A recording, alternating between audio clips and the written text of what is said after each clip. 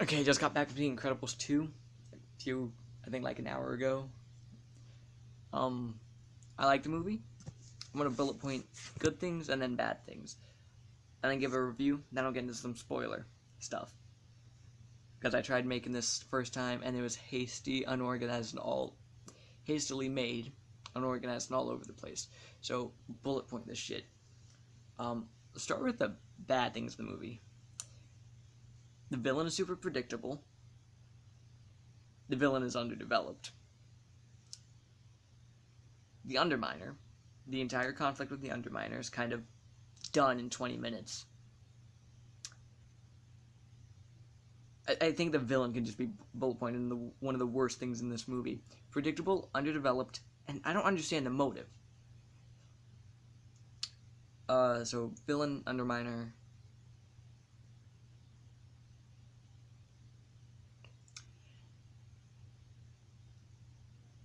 Right, so in the movie, I'm actually trying to think about this. In the movie, there's the scene where they have a bunch of other superheroes that have gone into hiding. But you don't see them throughout the first one. This is the first time they're introduced in the storyline. They have no personalities. Trust me, watch the movie, you'll know what I'm talking about. By the way, this is all my opinion. Do not get butthurt if I have a different opinion from you. Just watch the movie, get your own opinions. Disagree with me all you want. I don't give a shit.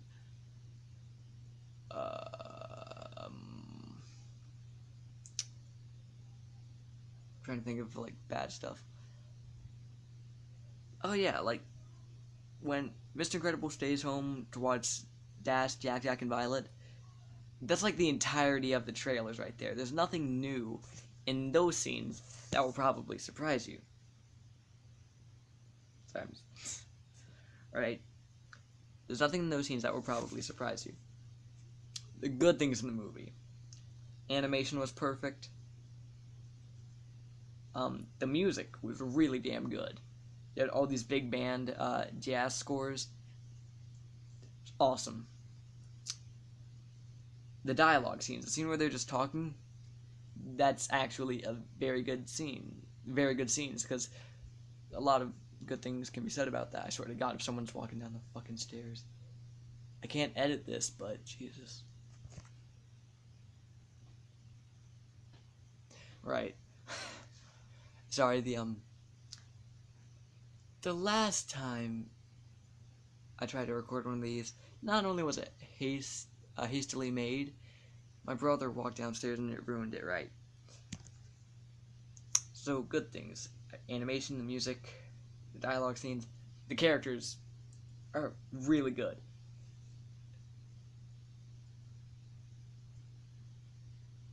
If I had to give it an actual review, like a score, 9 out of 10. I'm not calling it better than the original, but it did some very good stuff. 9 out of 10.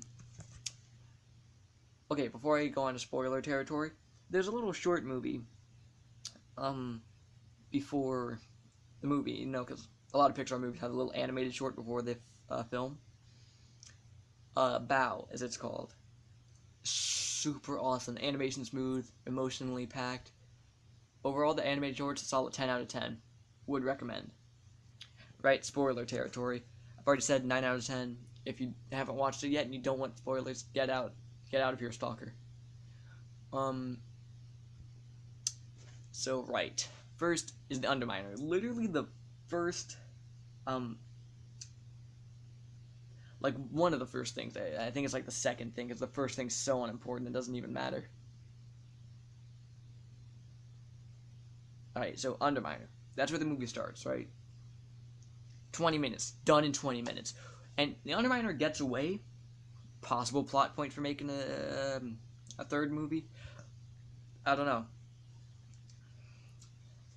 Next.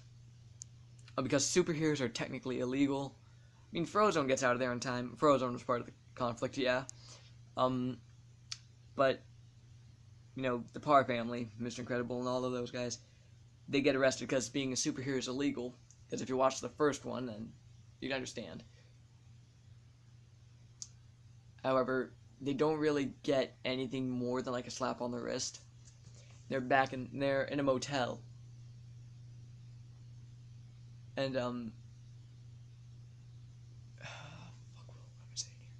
And so they get moved to a motel, and that's where some of the dialogue scenes happen. Then Frozone, during the thing where Frozone was trying to escape, he met up with this guy who's trying to overturn the law against supers, trying to make superheroes illegal again. Frozone meets up with him, tells Elastigirl and Mr. Incredible, yo, this guy's trying to help us out. Maybe check out the place tonight. And, yeah. Anyways, so they go to the, place with the guys trying to overturn stuff. I don't even remember if he had a fucking name.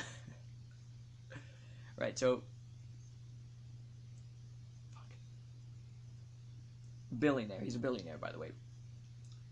Trying to overturn the law against supers. He has a sister who turns out to be the bad guy. Spoilers.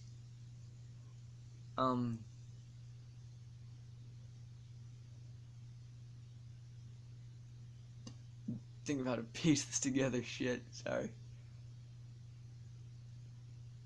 Right. They have an idea. So the media only shows people, the bad stuff, destruction and you guys. And then he has an idea. Put cameras on the suit, that way we can, show people what you've done in the conflict. Theoretically a good idea. They send Elastigirl in there. Because Mr. Incredible is a bit, reckless, I guess the right word. Just has, I don't know, a lot of destruction involved. Anywho.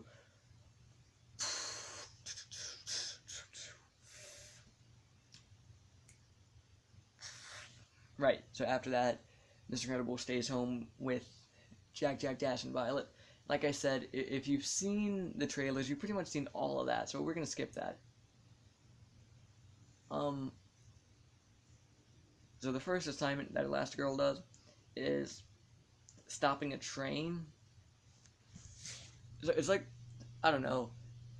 What happens is, it's a new train, it's like magnet powered or some shit. It goes, but then it takes off in the other fucking direction. And, do honestly what I would call good action sequences. She gets on top of the train and does find a way to stop it.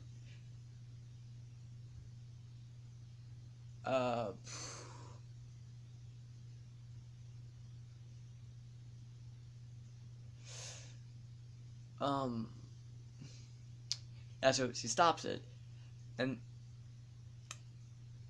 the first bad guy thing, I guess, the first time you actually see any villain activity is here.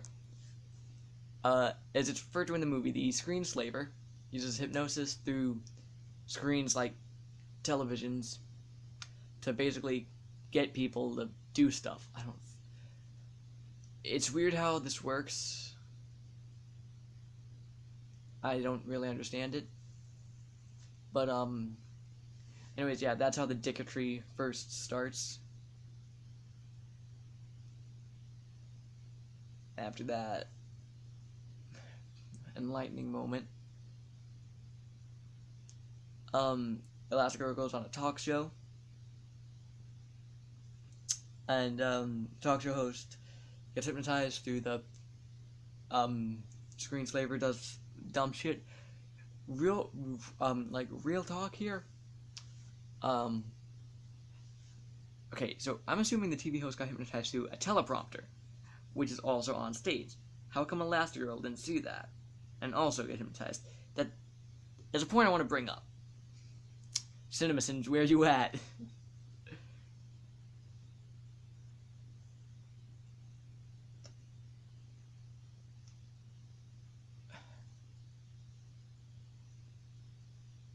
Right.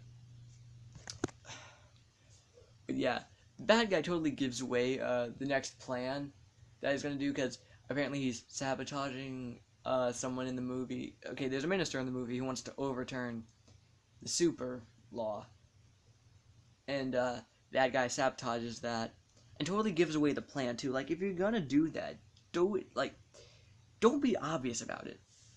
I swear to God, if you didn't give away your plan, you'd probably have a higher chance of succeeding with your villainary douchebaggery.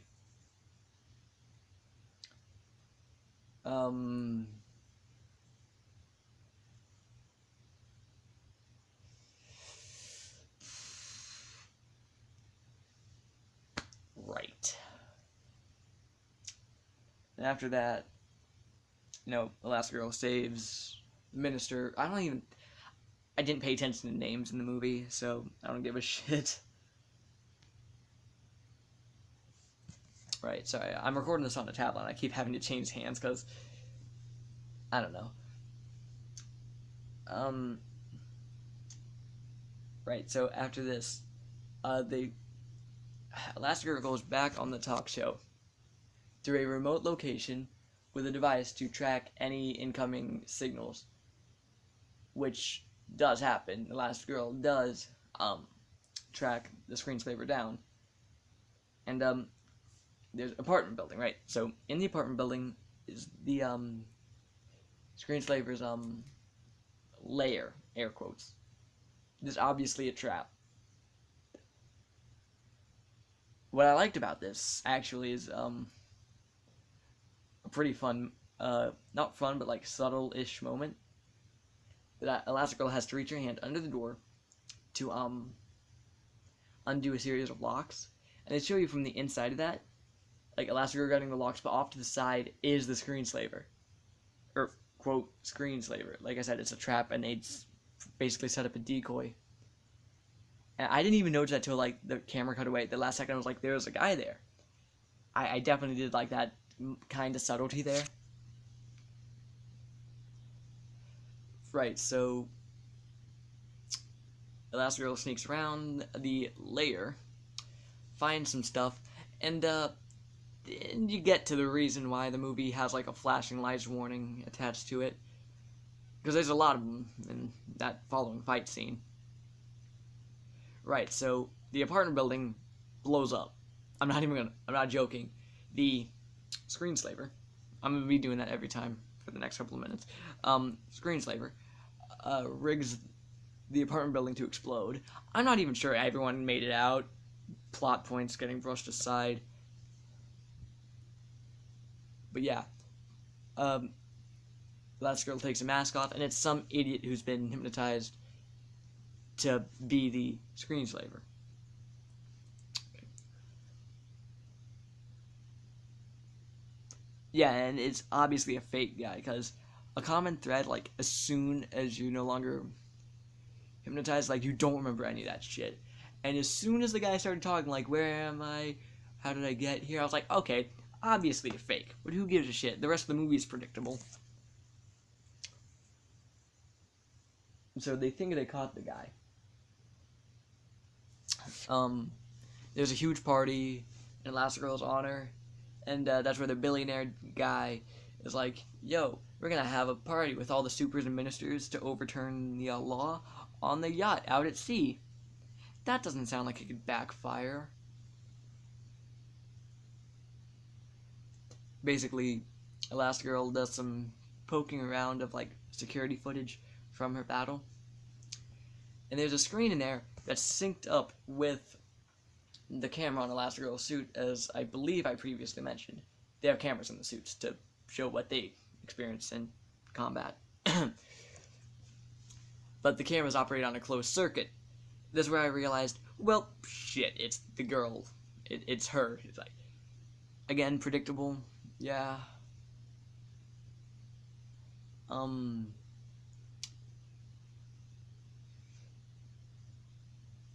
Right, super predictable, easily found out. So, Screenslaver, the real Screenslaver this time, hypnotizes Elastigirl to, okay, so basically, pair of goggles, right, with like the flashing light shit on it, to hypnotize people. I don't understand how this works. They're fucking goggles, and in the movie, I believe, is like in the 60s, based on some technologies and talk show hosts. And basically the entire design looks very old, and I believe film theory, game theory, they're the same person pointed this out. Right, so 60s technology, according to film theory, should not be that good to put hypnotic flashing lights and spirals and shit in the fucking goggles. But who gives a shit? Plot point aside, right, hypnotizes the last girl with the goggles, Mr. Incredible, and gets called in there. He has goggles put on him. At the house, Frozone visits the kids. By the way, side heroes in the movie, fuck.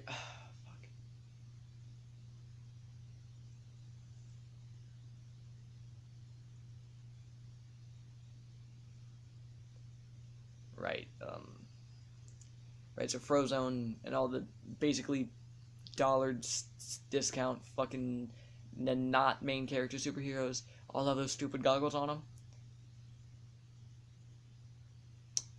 And we're starting to get into the kind of the climax at this point. I liked it, yeah. But how did they not fucking know immediately what the fuck was up?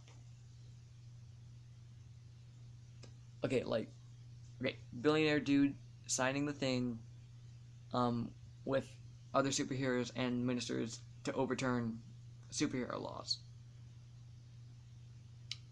And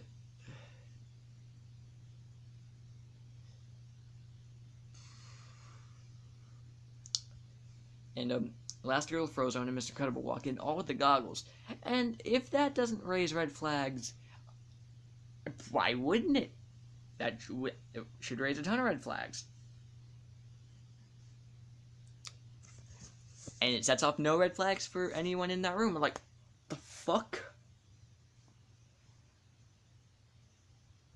Right, basically all that happens is that screensaver hijacks, because the news is covering this. In the movie, the news is covering the conference. Basically takes control of it. So screensaver takes control of it. And basically tells Mr. Incredible, Last Girl, and Frozone to give, like, hey, we've been forced into hiding for too long, and now we're pissed off at you. May the better people win. That was the plan. Turns the ship to the city, full speed, and destroys the controls, right?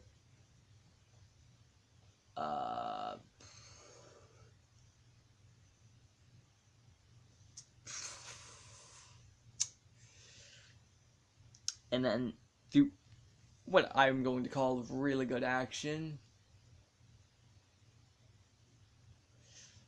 Through good action, they get all the goggles off everyone, and they catch screensavers trying to flee the scene of the crime.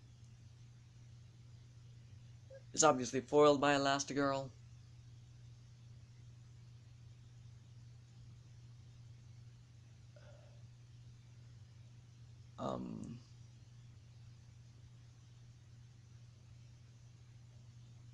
Oh shit, that must have been a weird angle. I'm sorry about that.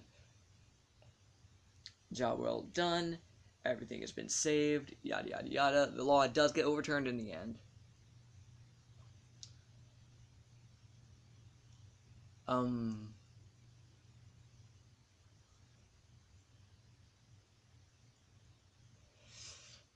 That's pretty much the movie.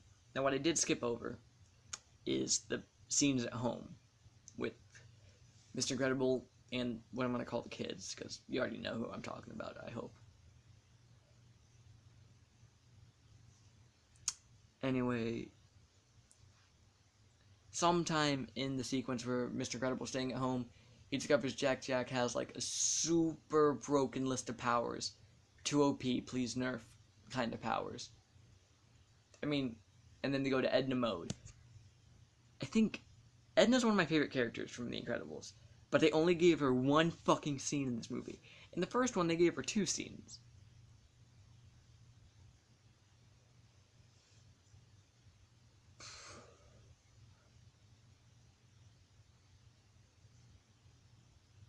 Shit.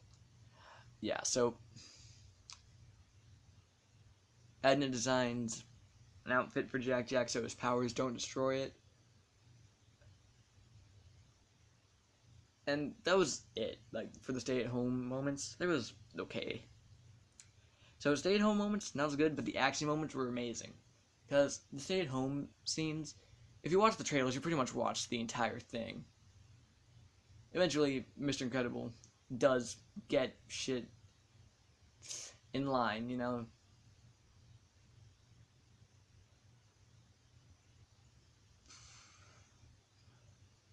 Right, so, good points. Again, I'm going to go over this bullet point style, arbitrary number review, and then we'll be done. Because I've been rambling the entire 20 minutes. Right, good points. Animation, action, dialogue, characters. Bad points. Underminer was hastily done. Villain kind of sucks. They didn't fully utilize a lot of the side characters, like discount superheroes that aren't the main characters. Right, so they didn't really use those characters to the highest standard abilities. Whatever the fuck that means. I mean, it was a good movie. Solid 9 out of 10, and I should really get a better source of light than just the TV. Because I just look like a giant fucking mess at this point. Right. I liked it. 9 out of 10 movie. Check it out yourself. Don't take my word for it. Quick heads up, by the way.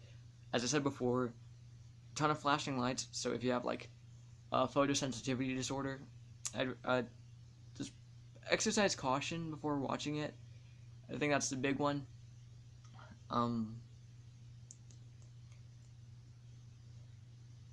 That's all I have to say about Incredibles 2. 9 out of 10. Okay, I'm done here. See you guys whenever I make another video in 8 months.